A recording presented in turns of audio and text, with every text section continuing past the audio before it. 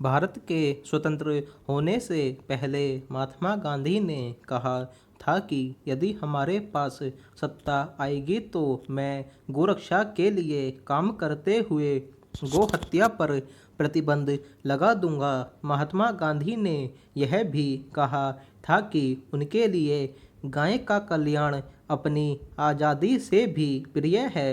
देश में गोरक्षा की परंपरा हजारों वर्षों से चली आ रही है।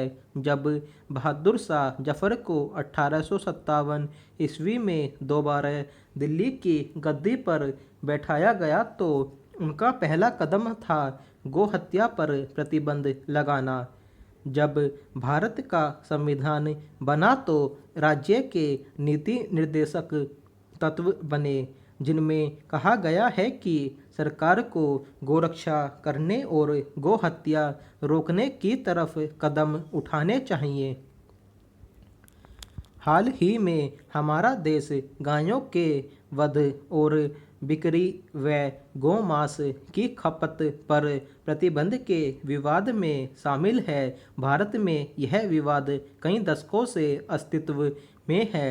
गुप्त काल के अंतर्गत गाय वध एक पूंजी अपराध था और यहाँ तक कि जैन धर्म या बौद्ध धर्म सहित अन्य धर्मों के सिद्धांतों ने अहिंसा और गाय की पूजा पर बल दिया।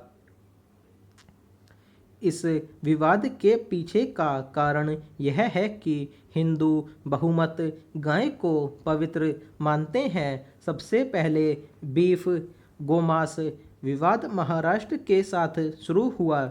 इस विवाद के बाद पूर्व राष्ट्रपति प्रणब मुखर्जी ने महाराष्ट्र पशु संरक्षण विधेयक 1995 के अनुसार महाराष्ट्र राज्य में बैल और उसके वंश के कत्ल करने पर रोक लगा दी। प्राचीन काल से ही भारत में गोवध को एक निंदनीय अपराध माना जाता रहा है।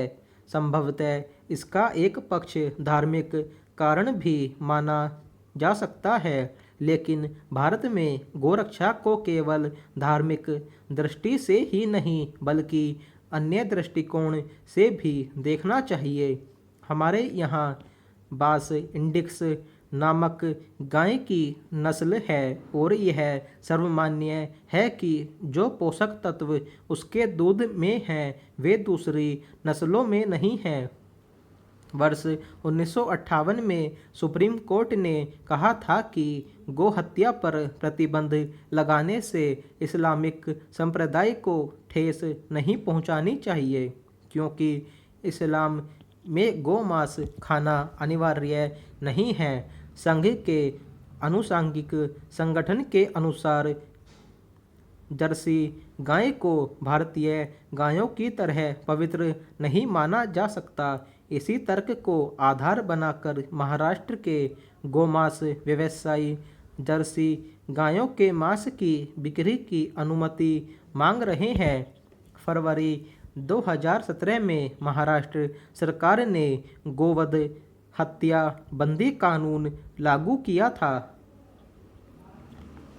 गोमांस कारोबारियों की याचिका को खारिज करते हुए बॉम्बे उच्च न्यायालय ने 6 मई 2017 को एक आदेश में कहा कि महाराष्ट्र में गोमांस रखना अब अपराध नहीं है, लेकिन गो हत्या करना अब भी गैरकानूनी होगा।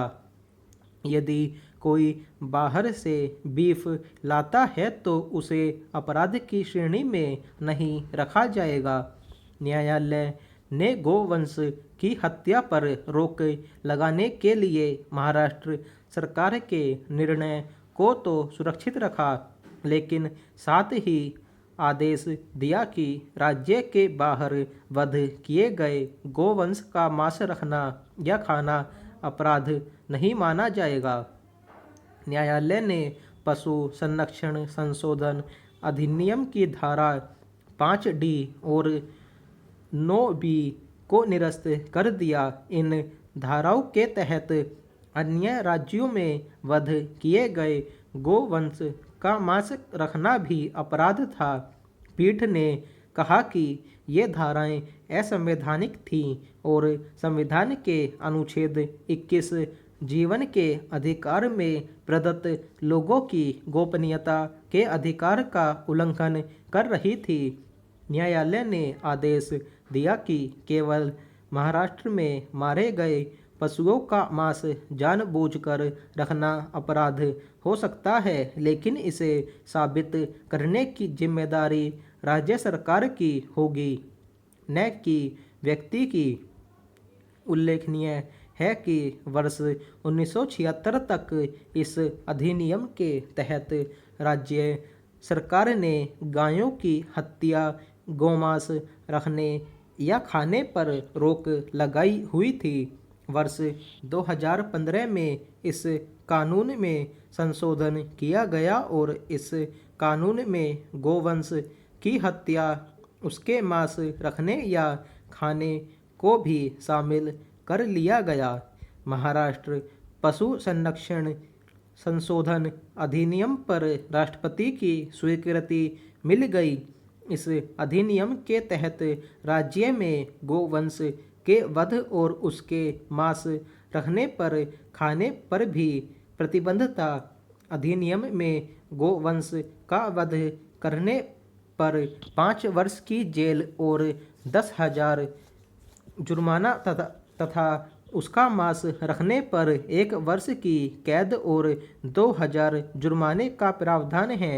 न्यायालय ने कानून की इन दोनों धाराओं को निरस्त करने पर स्थगन संबंधी राज्य सरकार की दलीलें ठुकरा दी और जिसे कई याचिकाकर्ताओं ने कठोर होने की संज्ञा देते हुए चुनौती दी थी।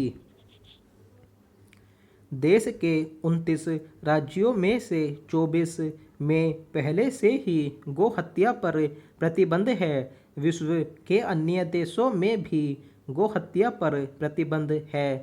क्यूबा में फिडेल कास्त्रो द्वारा बनाया हुआ गो हत्या निषेध कानून आज भी लागू है।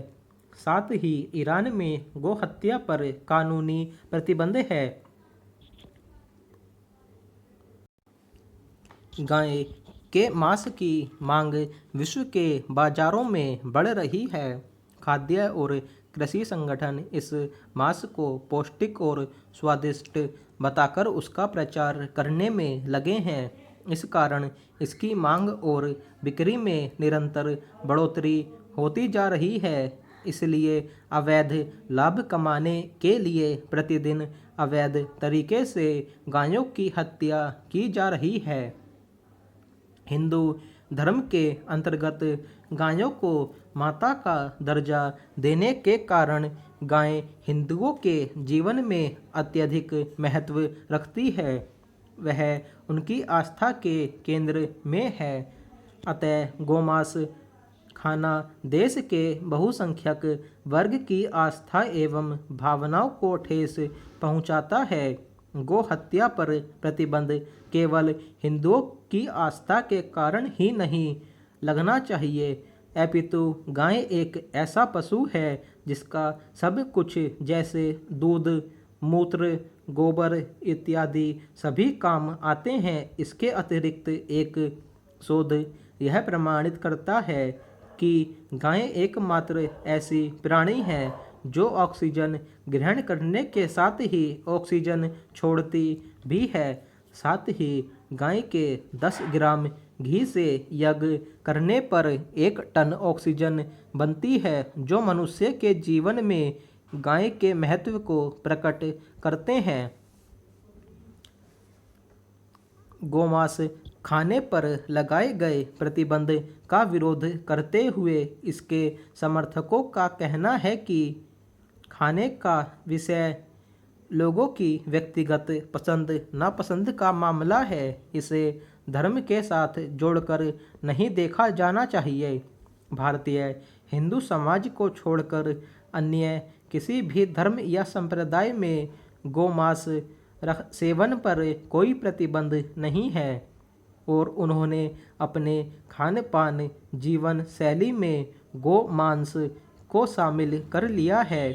जो कि शरीर में पोषण की आवश्यकता भी बन गई है। ऐसे में यदि गोमांस पर प्रतिबंध लगाया जाता है तो उनका खान पान भी प्रभावित होगा, जिसे लोग सहजता से स्वीकार भी नहीं कर पाएंगे। गोमांस एक विवादास्पद मुद्दा है जिस पर लंबी बहस हो रही है। धार्मिक आस्था के अनुसार हिंदू धर्म में गायों को माता कहा जाता है। इसकी हत्या से हिंदू संस्कृति और परंपरा को ठेस पहुंचती है। इस पर प्रतिबंध के संबंध में कुछ लोगों का मत है कि सरकार हमारी व्यक्तिगत स्वतंत्रता का हनन कर रही है। किसी व्यक्ति के खान पान का निर्धारण सरकार नहीं कर सकती है।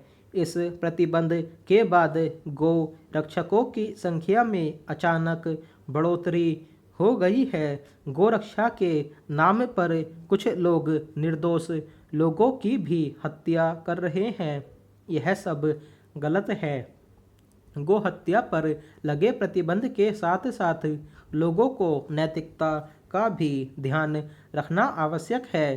कानून को अपने हाथ में लेना भी गैर कानूनी होता है।